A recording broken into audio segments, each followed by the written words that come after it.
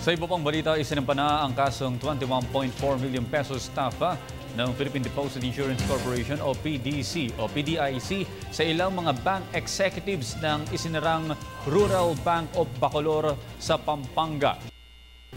Inihain na sa Department of Justice nito lamang October 18 ang kaso laban sa President and Manager ng bangko na si Marilyn Nagit, Assistant to the President nitong si Sylvia De Castro, ang Vice President at auditor nilang si Mary Jane Acol at isang nagngangalang Rico De Castro na kamag-anak ng isa sa mga respondents.